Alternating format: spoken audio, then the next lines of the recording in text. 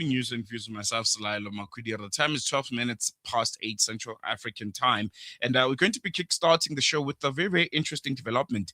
South Africa's political landscape continues to shift in very, shall we say, unexpected ways. There was a meeting this previous week between, get this, Afriforum, their CEO, Kali Kriel, and the MK party and their leader, former President Jacob Zuma. And it has sparked, I think, fresh debate after both sides described the engagement as constructive, with indications that more talks are on the cards, and that discussions reportedly being centered around Section 235 of the Constitution. They spoke about mother tongue education, cultural recognition, and agricultural development issues that strike at the heart of South Africa's ongoing identity and governance debate. This ahead, interestingly, of the 2026 municipal elections, the president announcing that those are going to be in November. But we're going to be peeling back the layers. What does this unlikely engagement between these two organizations signal? Is it political pragmatism? Is it strategic positioning of some sort, or the emergence of new political alignments? So we'll be unpacking all of that with a very, very good friend of the show, political analyst from the Northwest University, Professor André Duvenage, who's joining us via our virtual platform. Prof, thank you so much for joining us. Always a pleasure having you on air. Welcome to News and Views. Morning, Salailo. Nice talking to you and to the listeners. No, the pleasure is all ours, and I think we'll jump right into it. Let's start with the significance here, the significance of this meeting between the MK party and Afriforum. Just how unlikely or how unusual is it to see, and what do you think it signals, from both organizations? Before we come to this point, I would like to go back in history, and that is during the times of the Anglo-Zulu Wars. That was after the Battle of Blood River, which was 1838, and it was around the 1860s, 1880s, when the English had a huge conflict going on with the Zulus. And the Zulu king at that time sent a message to Paul Kruger, at that time the president of the South African Republic, the Suid-Afrikaanse Republic, to give them military support. And that is precisely what happened. The ZAR gave the Zulu community and the Zulu king support against the English.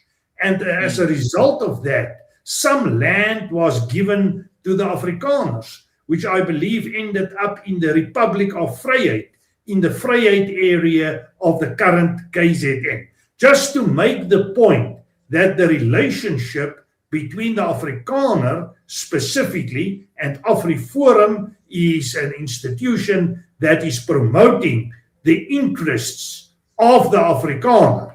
At that point in time, it is clear that the Zulus is in a phase of identity politics, and we have an Afrikaner identity group, we have a Zulu identity group, and both want to see their identities survive. But you are quite right, this is all about Article 235. There were a viewpoint coming from the MK party that they would like to move away from Article 235 that is focusing on self-determination.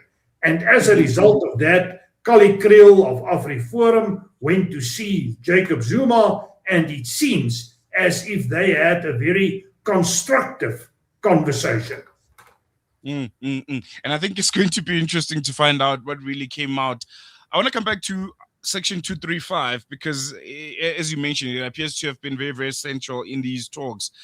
Why do you think this constitutional provision has become such a flashpoint in South African politics right now, especially in what we all consider democratic dispensation? But it looks and feels like Section 235 is becoming very, very hot topic. It becomes something that a lot of organizations like MK, like Afriforum, as you mentioned, are grappling with and trying to wrap their heads around.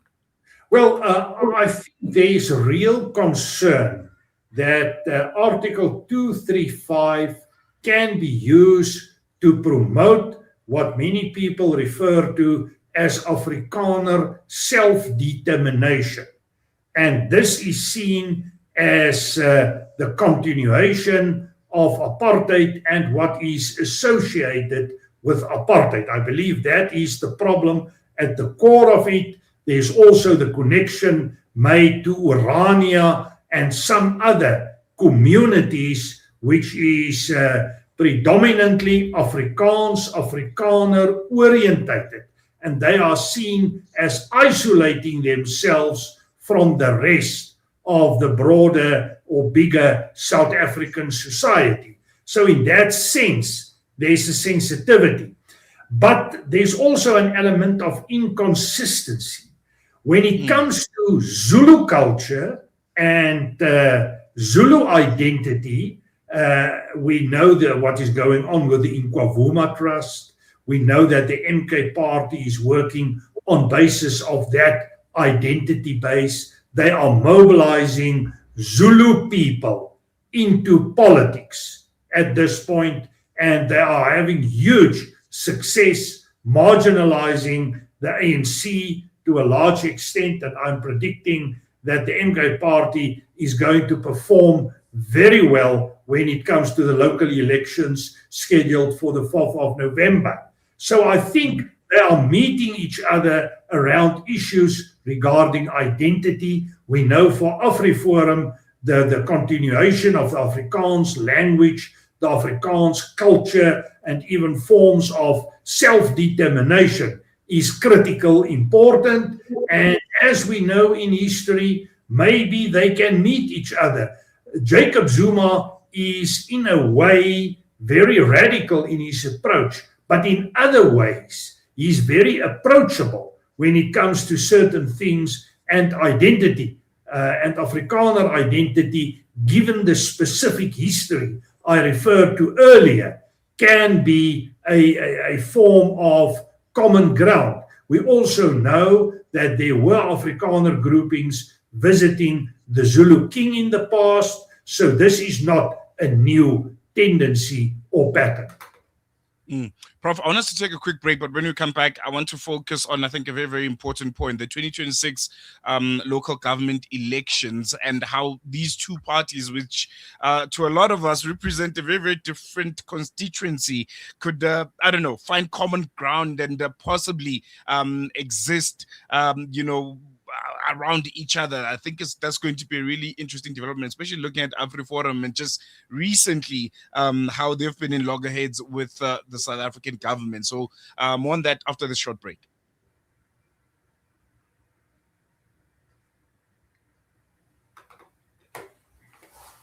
Hello. It's a wonder how kids get anything done these days. With all the distractions, when do they even get time to study? As a mother, all I can really do is make sure they have all they need to perform at their best. That's why I choose to include Sunfoil, triple refined pure sunflower oil with every meal I make. Naturally cholesterol-free and approved by the Heart and Stroke Foundation as part of a balanced eating plan. So whether I'm cooking, frying or baking, I know every dish will be a wholesome one. Sunfoil, now we're cooking. Qurbani is an act of worship, a sacrifice made for the sake of Allah. But for some families, it may be the only time all year they are able to have meat. A simple meal, shared, remembered, longed for. This Eid, your Qurbani can reach them. From just 1,300 Rand, you can provide Qurbani meat to families in over 30 countries. Make your Qurbani count for them. Give Qurbani, give love with Islamic Relief. Discover the Africa of your dreams and surround yourself with her spectacular beauty. Relax beneath her serene sunsets and explore wildlife at its natural best. It's where the pride of Africa comes together. The Kwantu Private Game Reserve. Get to know the Big Five or cruise on an elephant safari game drive. Interact with lion and tiger cubs and enjoy world-class halal cuisine while we pamper you during your 5-star stay. Indulge in the true African experience. For reservations, reservations. Call now on 042 203 1400 or visit kwantu.co.za. The Kwantu Private Game Reserve, the place of gathering. Africa. Give the gift of clean water with Africa Muslims Agency.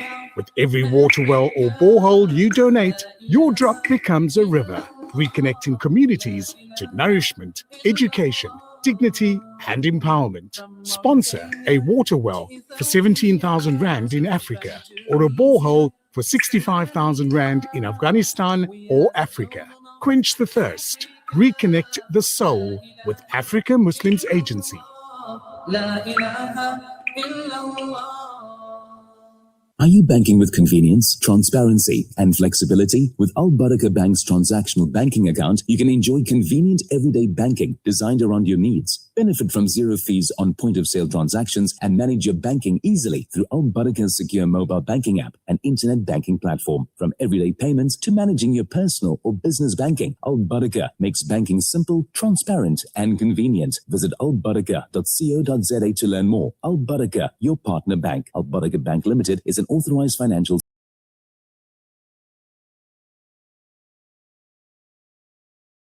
is Salam Media.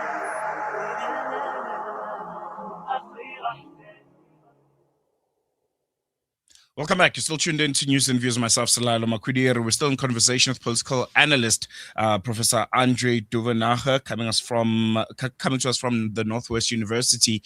And we're having a really, I think, interesting conversation about a development that happened this past week. A really unprecedented meeting between Afriforum and the MK party. It's a meeting that was said to be very, very constructive. Jacob Zuma, former President Jacob Zuma, meeting with Afriforum's CEO, Kali Kriel. And the engagements were mostly centered around, I think, what we can all agree at this point is a big flashpoint here in South Africa. Self-determination, especially for the Afrikaner community and the Zulu people, or the Zulu constituency, which the MK party largely relies on, is also, I think, on the same bandwagon. I think that's only, the only meeting point that I can see these two organizations coming together and having a discussion. But Prof, thank you so much for staying with us. Before we went onto that break, you touched on something very, very important. The 2026 local government elections, I think it's the 4th of November that the president announced those are going to be held. Just looking at both organizations, especially the MK party, how do you see themselves strategically positioning themselves ahead of those municipal elections, considering the fact that an organization like Afriforum has been at loggerheads essentially with the South African government for a variety of reasons, but the most overarching one being obviously the allegations of a white genocide here in South Africa. Do you see that being almost the MK party shooting themselves in the foot if their constituency and maybe others that were looking at voting for them in the local government elections see this kind of meeting and say maybe not? Well, no, not necessary. I don't think it is necessary going to pull away voters from the MK party. The reason for that is that within the MK party, it's very much of a patrimonial type of structure, a structure where the leader, in this case, Jacob Zuma, has a lot of influence and he is directing this process to a large extent. And then secondly, we need to take into consideration that Afriforum is not a political organization. It's more of a civil rights organization focusing on Afrikaner interests, but not only on Afrikaner interests. They are also focusing on general interest and the so-called common good. The MK group on the other side is a political party. They are going to contest the elections. And when it comes to identity, I think both have some common ideas, as it is for the Zulu important to work and determine themselves, creating their own identity and ensure the future of their identity and related interests. I think the same is applicable to the Afrikaner. But the Afrikaner is represented more or less by parties like the Democratic Alliance, the Freedom Front Plus, and maybe a few smaller parties. So the political battle is on another level. It's not a solidarity Afriforum thing that is going on. And I think this is making the talks a lot easier. And as I mentioned, in the past, there were already interaction between the Zulu community and the Afrikaner community, also in recent times with visits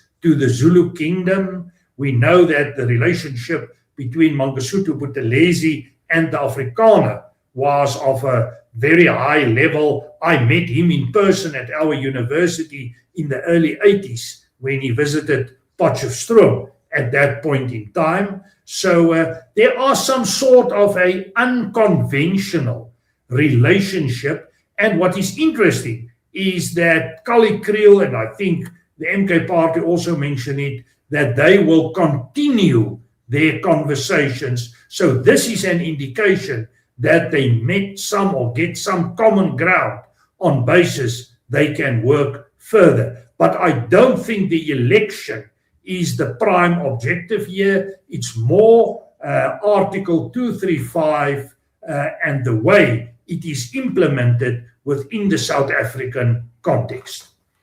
No, thank you so much for that. And lastly, before I let you go, how do you think this meeting might be interpreted by the ANC and other major political players? Do you think they'll be looking at this quite keenly?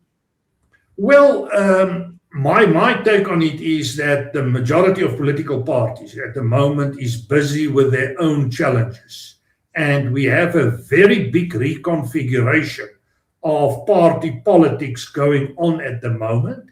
And I think for the majority of political parties, this is not going to be a very big agenda point.